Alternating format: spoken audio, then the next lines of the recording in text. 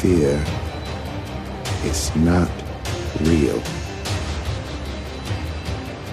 The only place that fear can exist is in our thoughts of the future. It is a product of our imagination.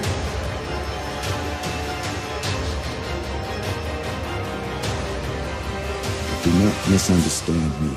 Danger is very real, but fear is a choice.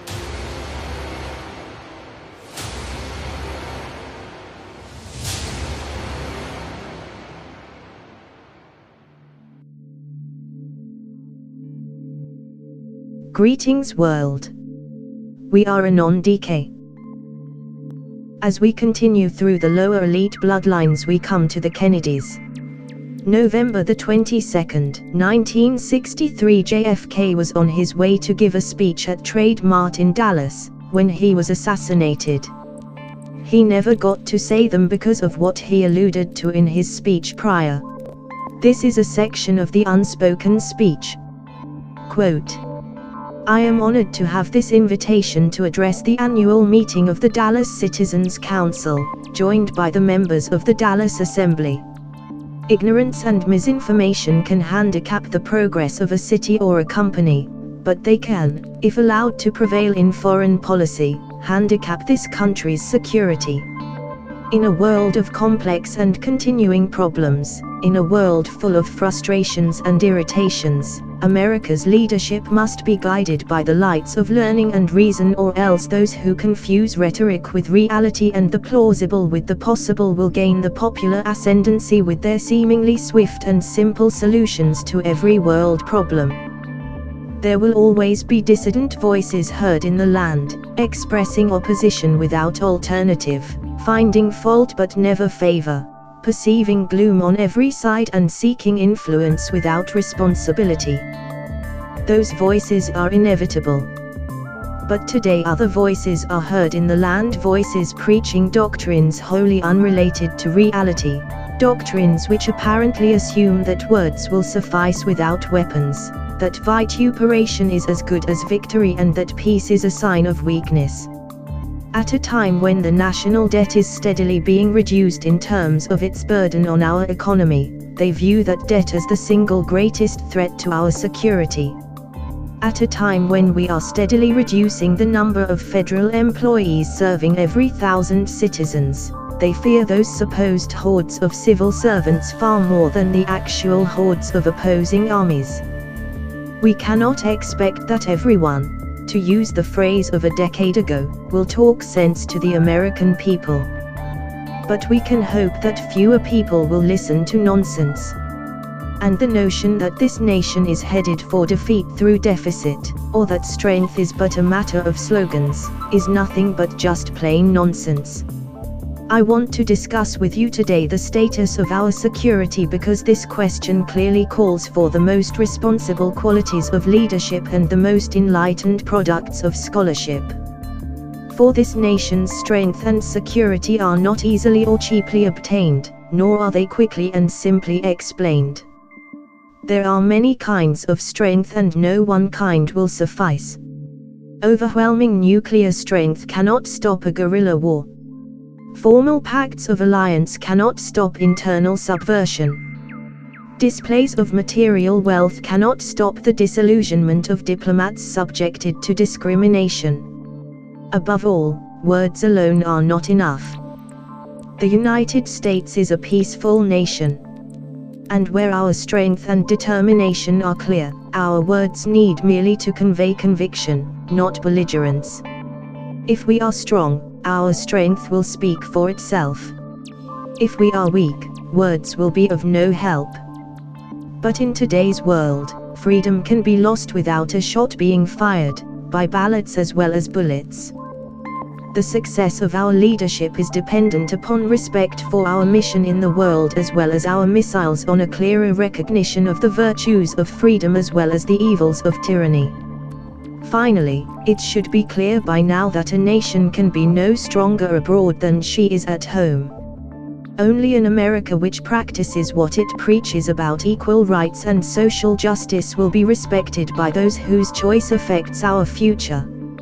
Only an America which has fully educated its citizens is fully capable of tackling the complex problems and perceiving the hidden dangers of the world in which we live. And only an America which is growing and prospering economically can sustain the worldwide defenses of freedom, while demonstrating to all concerned the opportunities of our system and society. My friends and fellow citizens, I cite these facts and figures to make it clear that America today is stronger than ever before. Our adversaries have not abandoned their ambitions, our dangers have not diminished, our vigilance cannot be relaxed.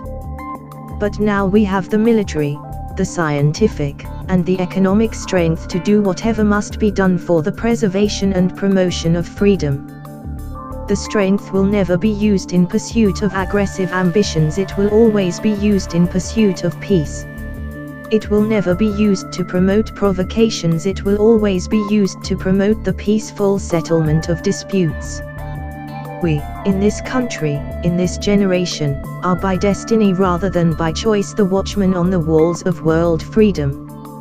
We ask, therefore, that we may be worthy of our power and responsibility, that we may exercise our strength with wisdom and restraint, and that we may achieve in our time and for all time the ancient vision of peace on earth, goodwill toward men. That must always be our goal, and the righteousness of our cause must always underlie our strength. For as was written long ago, except the Lord keep the city, the watchman waketh but in vain. End quote. April 27, 1961, President John F. Kennedy gave his well-known final speech at the Waldorf Astoria Hotel, New York City. After this speech, he passed Executive Order No. 11110, giving the power to create its own currency back to the American people that had been taken long ago. This order is still valid today but was locked away and not broadcasted. No one hardly knows it exists. Because he effectively destroyed the Illuminati stronghold over the American people, he was murdered and his accomplishment hidden. You may read the entire unedited speech in the document L, The Bloodlines. This is one of the most meaningful speeches ever given by an American. John Fitzgerald Kennedy was born in 1917 to Joseph Patrick Kennedy and Rose Elizabeth Fitzgerald. He graduated from Harvard, served in World War II and was a reporter and became a Democratic congressman all before he was senator and then became the youngest president ever elected. He was married to Jackie Bouvier, now known as Jackie Onassis. Oh, how the chosen are moved through the families. What a wife. Let's look into his lineage. Great-grandfather Patrick Joseph Kennedy Sr. was born in 1824 Douglastown, Wexford, Ireland and died in Boston, Massachusetts. We can easily go back through Ireland, as well as Scotland, where we find the Lord Kennedys involved with the royal families of the times.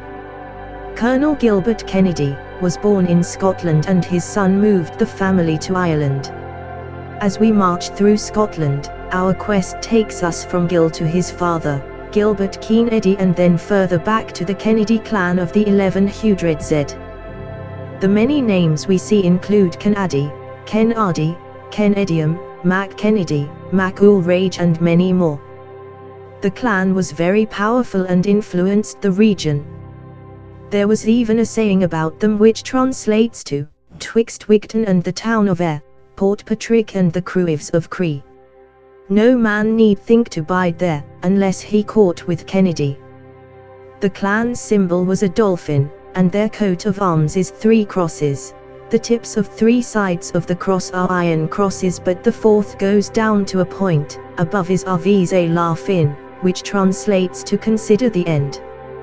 One story, passed down through the years, tells us that around the last half of the year 1000, a chief named Keuda was sent to resist Picto-Scottish sea raids in the southwest of Scotland.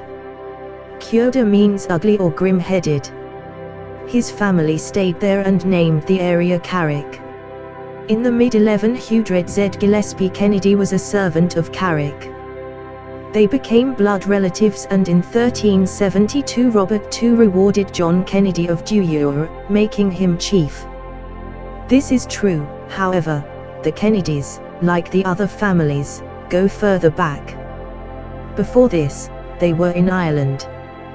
Brian Boru, also known as Brian Kennedy, born 940, was the first noted Kennedy, according to the Kennedy clans. He was the son of Kenedig, who was head of Dalcays, a royal free tribe of Munster. His brother took power, and when they had an argument about treaties they split.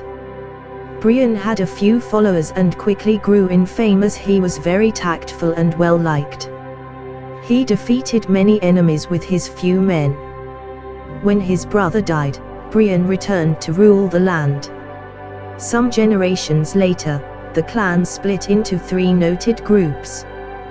During the time of the split we see Kennedys in Britain and the ones in Scotland. Hugh Kennedy fought for Joan of Arc as a Scottish mercenary. The Kennedy lineage is very easy to follow. They are another family who barely changed identities through history. They are known cultists and nobles. One is not easily obtained without the other. We won't spend more time on them as it's so easy to find more details. They run through the skull and bones, the Catholic and Christian religions, but seem mostly kept and used for marriage between all other families. Perhaps their blood is a bit more pure. The 11 children of Robert and Ethel Kennedy include Kathleen Hartington Kennedy, born July 4, 1951. She married David Lee Townsend November 17, 1973, a Yale graduate. She became a Lieutenant Governor of Maryland. She is an adjunct professor at the Georgetown Public Policy Institute, a visiting fellow at the Kennedy School of Government at Harvard, and senior ITSE fellow at St. Mary's College of Maryland. They have 4 daughters, Megan Ann Kennedy Townsend, who had twins Arabella and David Kennedy Birdsell in 2015. Maeve Fahey Kennedy Townsend's first son is Gideon Joseph Kennedy McKean. Gideon is the first of the 6th generation of Kennedys. Her daughter Gabriella was the second, and Toby McKean was born in 2017. Kathleen's third daughter is Rose Catherine Kennedy Townsend and Kerry Sophia Kennedy Townsend. Joseph Patrick Kennedy II married Sheila Rauch in 1979 and Anne Elizabeth Kelly in 1993. He left Congress to return to running Citizens Energy Corporation, a non-profit organization he founded with brother Michael. As the Kennedys are very exposed and easy to find, we will not tarry on them longer. It does not matter if you have their bloodline in your veins. You have the power to break it. You have free choice. JFK and oh so very many others have come out of these families and exposed them. Most have paid for it with their lives.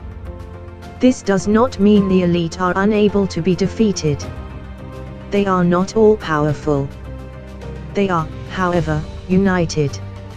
Even if you believe they are reptilians or aliens or host bodies, or spawns of Satan himself, you must understand this.